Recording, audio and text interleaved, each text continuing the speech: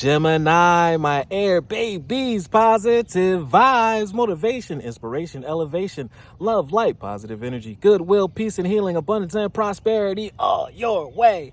Please like, share, comment, and subscribe if this page has been a blessing to you. Check out my link tree. Link is in the bio. I have some special treats for you. Your word of the day is vitality, Gemini.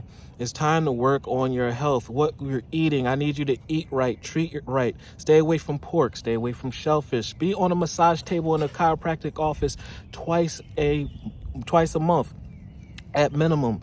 Treat your body like a machine. It shall break down and short circuit as such, but make sure you go meet your chiropractor and your massage therapist to get some pressure off of those nerves, to open up that lymph system, to clean the junk out.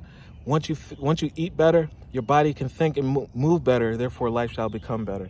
I am a being of light. I accept my divine energy in my body and I honor it, and every one of my cells regenerates due to your work, your diligence, and improving your health and also your diet. Love one another, be kind to one another, love yourself. I love you too.